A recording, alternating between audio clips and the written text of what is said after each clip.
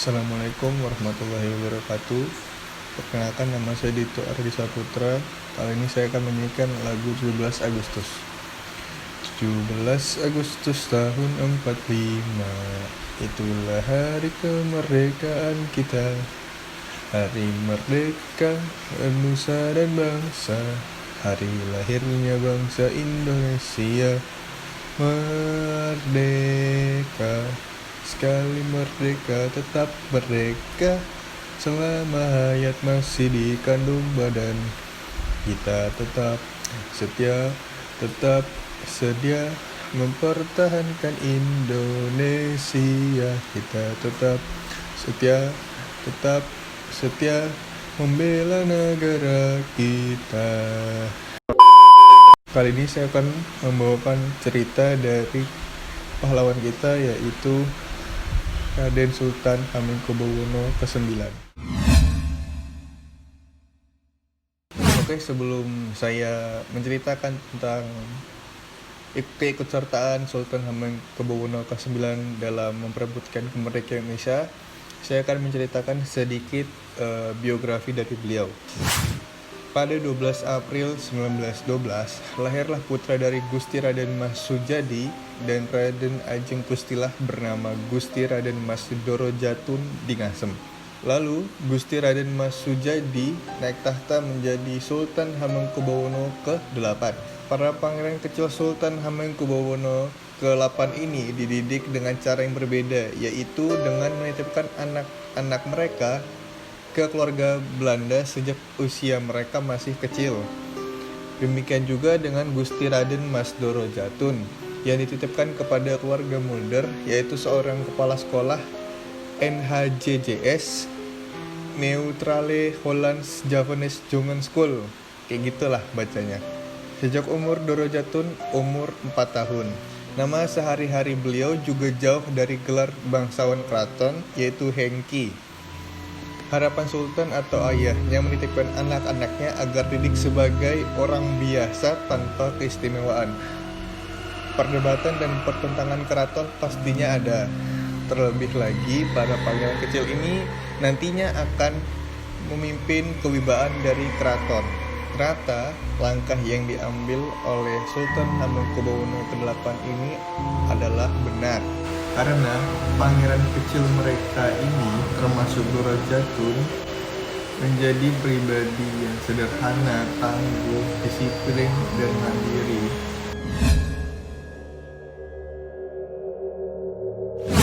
Kali ini kita akan menceritakan sejarah dari Sultan Hamengkubuwono ke-9 untuk merebut kemerdekaan Indonesia.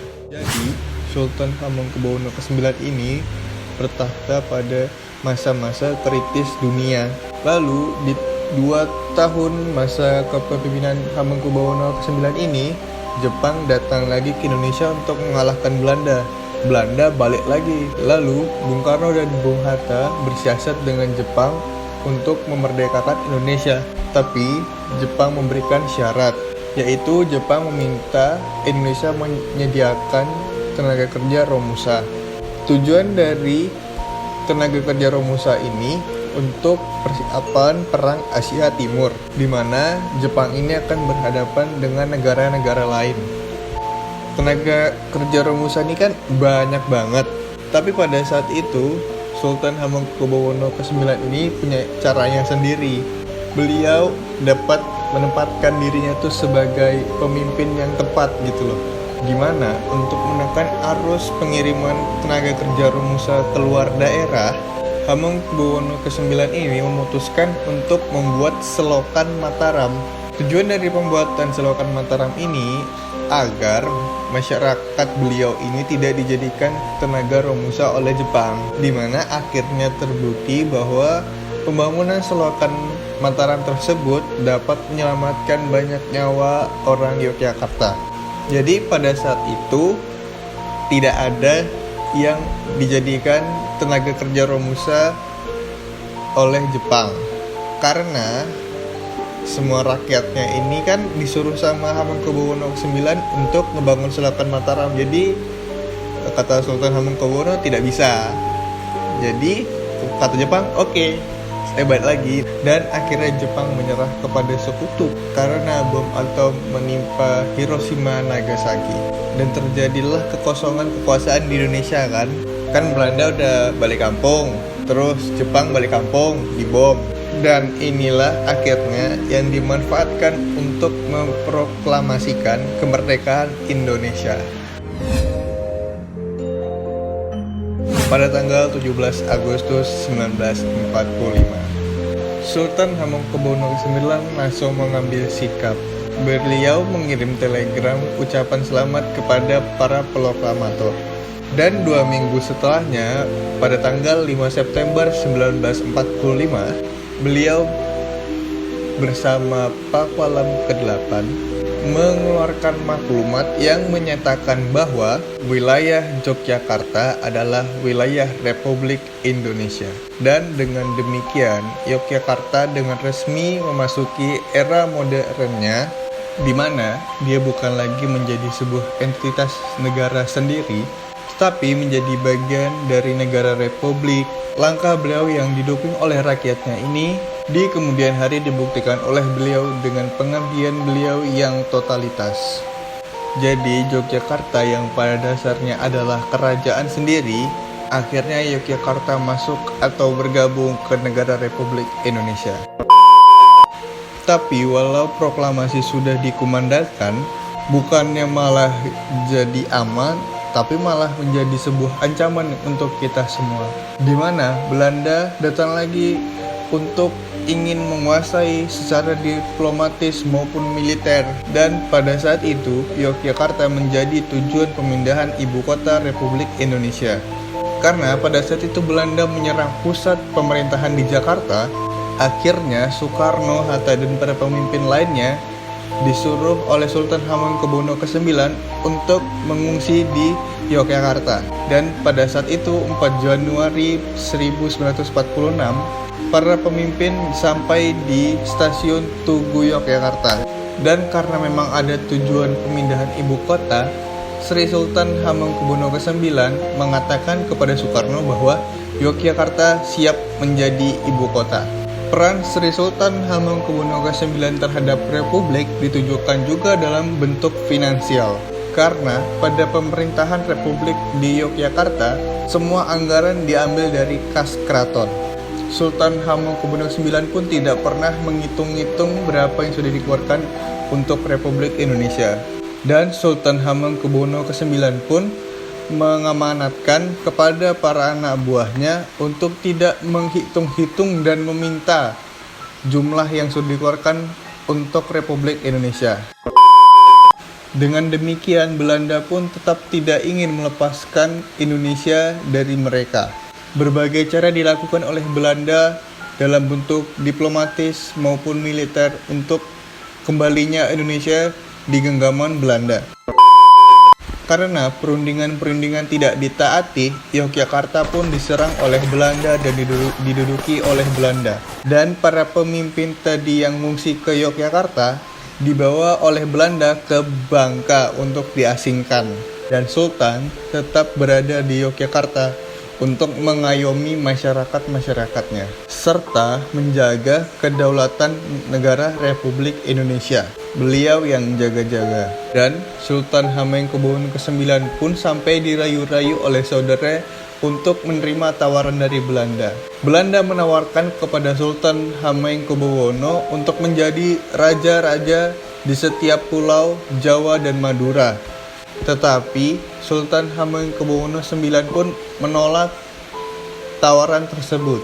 Dan pada saat itu semangat dari masyarakat Indonesia sudah mulai menurun, karena Belanda sudah menyerang Indonesia dari agresi militer 1, agresi militer 2, dan bahkan Belanda mengatakan kepada dunia bahwa Indonesia sudah tidak ada, bahwa para pemimpinnya sudah kami tangkap. Sampai berita itu ke telinga Sultan, Sultan tidak diam saja, langsung membuat rencana untuk bagaimana Indonesia itu masih dilihat oleh dunia, bahwa Indonesia itu masih ada. Di mana Sultan langsung mengerahkan satu serangan.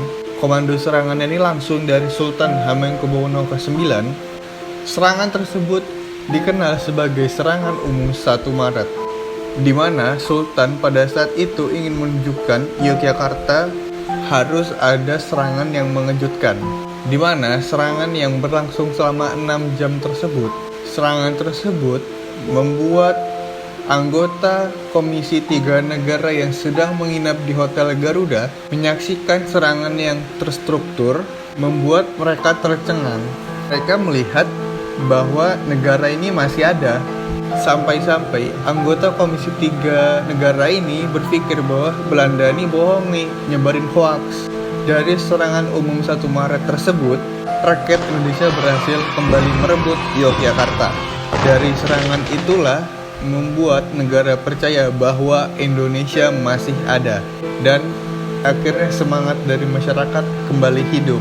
Dan dari serangan 1 Maret 1949 yang langsung dikoordinir oleh Sultan Hamengkubuwono ke-9 menjadi modal penting bagi Indonesia dalam perundingan konferensi Meja Bundar yang menghasilkan penyerahan kedaulatan kepada negara Republik Indonesia. Kalau Sultan tidak memerintahkan gerakan 1 Maret tersebut, 3 anggota komisi negara ini nggak bakal lihat kalau Indonesia tuh masih ada. Dengan pasukan yang terkoordinir dengan baik, dengan gerilyawan yang berani dan bersemangat, hasil koordinir dari Sultan Hamengkubuwono ke-9 inilah yang akhirnya membawa kepada Indonesia diakui oleh dunia. Ini bayangin aja kalau misalkan nggak ada gerakan 1 Maret itu, bisa aja kalau dunia tuh percaya aja sama Belanda kalau Indonesia tuh nggak ada. Dan karena para pemimpin masih dalam pengasingan di Bangka, akhirnya Bung Karno memberikan kekuasaan penuh kepada Sultan Hamengkubuwono ke-9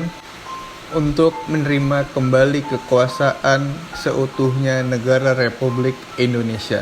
Dan akhirnya tugas ini dilaksanakan dengan kewibawaan Sri Sultan, di mana pada saat penarikan pasukan Belanda dari bumi Yogyakarta ini berlangsung damai, di mana Sri Sultan memerintahkan rakyatnya untuk tetap di rumah sampai seluruh anggota Belanda cabut dari Indonesia, dikarenakan oleh kewibawaan dari Sri Sultan Hamengkubuwono ke-9 ini. Terus akhirnya para pemimpin yang diasingkan di Bangka ini dilepaskan pada tanggal 17 Desember 1949 dan akhirnya dinobatkan sebagai Presiden Republik Indonesia Serikat bertepatan di Keraton Yogyakarta. Akhirnya masa depan dari negara Indonesia semakin jelas. Masyarakat antusias. Yogyakarta yang penuh dengan pejuang ini dari dalam maupun luar Yogyakarta semuanya membaur di keraton. Sampai-sampai Soekarno mengatakan bahwa Yogyakarta termasyhur oleh karena jiwa-jiwa kemerdekaannya.